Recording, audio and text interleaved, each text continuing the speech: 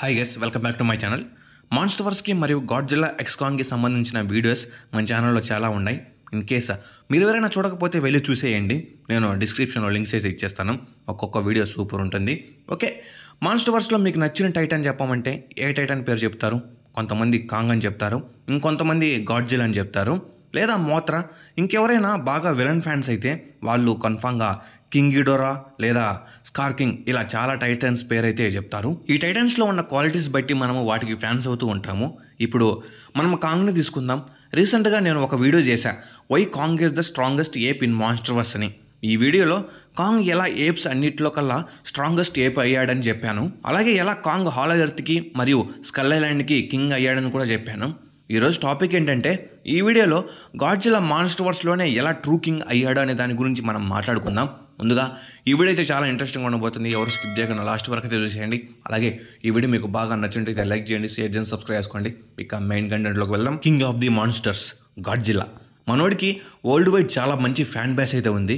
మన గాడ్జిల్లా పడిన కష్టాలు అన్నీ ఎన్ని కాదు. గాడ్జిల్లా ఫ్యామిలీ ఆర్ స్పీసీస్ అంతరించిపోవడానికి కారణం ఒకటి మ్యూటోస్, రెండు కాంగ్స్.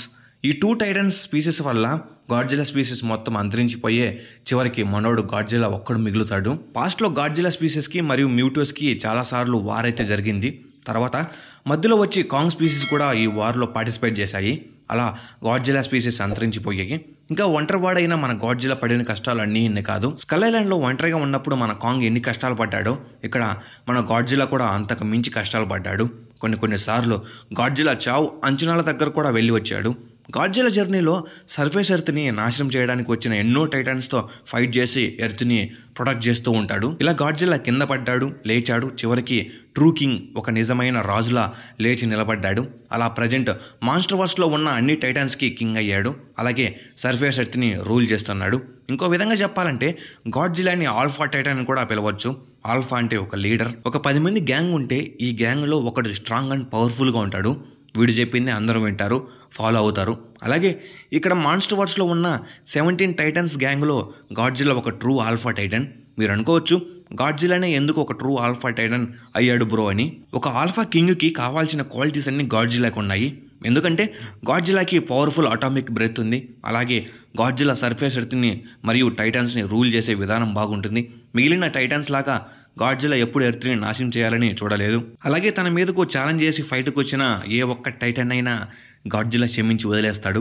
కాదు కూడదని ఎక్కువ చేస్తే ఆ టైటన్కి ఆ రోజు పోల్దండ పడుతుంది. ఇది ఒక కింగ్కి ఉండవలసిన లక్షణాలు. అందుకే గాడ్జిల్లాకి కింగ్ ఆఫ్ ది మాన్స్టర్స్ అని పేరు వచ్చింది. అలాగే ఒక నిజమైన కింగ్ తన కింగ్డమ్ కోసం ఎంతకైనా తెగిస్తాడు, ఎంత పెద్ద పవర్ఫుల్ ప్రాబ్లం అయినా ఎదుర్కొంటాడు. ఇక్కడ గాడ్జిల్లా కూడా సర్ఫేస్ ఎర్త్ని నాశనం చేయడానికి వచ్చిన ప్రతి ఒక్క టైటన్తో ఫైట్ చేసి ఓడిస్తాడు. దానివల్ల ఇంకా ప్రమాదమని తెలిస్తే వాటిని చంపేస్తాడు. మాన్స్టర్వర్స్లోనే one of the most powerful titan అయిన కింగ్ గిడోరాతో ఫైట్ చేయడం గాడ్జిల్లాకు ఒక పెద్ద టాస్కే అని చెప్పుకోవాలి. కింగ్ గిడోరాతో ఫైట్ చేస్తున్న సమయంలో గాడ్జిల్లా చావు అంచనాల దాకా కూడా వెళ్ళి వచ్చాడు. అయినా కానీ గాడ్జిల్లా లెక్క చేయలేదు. కింగ్ గిడోరాను ఓడించి తన సర్ఫేస్ ఎర్త్ని సేవ్ చేసుకుంటాడు. అందుకే గాడ్జిల్లా ఒక true king of the monsters in MonsterVerse. మన కాంగ్ కూడా ఒక ట్రూ ఆల్ఫా టైటనే. గాడ్జిల్లాలో ఉన్న సేమ్ క్వాలిటీస్ కూడా కాంగ్లో కూడా ఉన్నాయి. అందుకే కాంగ్ హాలో ఎర్త్కి ఒక ట్రూ కింగ్ అయ్యాడు. ఇక ఇది గైస్ వీడియో. మీరేమనుకుంటారో కామెంట్లో చెప్పండి. అలాగే ఈ వీడియో మీకు బాగా నచ్చినట్టయితే లైక్ చేయండి, షేర్ చేయండి, సబ్స్క్రైబ్ చేసుకోండి. నేను మీ నుండి కోరేది ఒక లైక్, ఒక సబ్స్క్రైబ్ మాత్రమే. Okay, bye guys.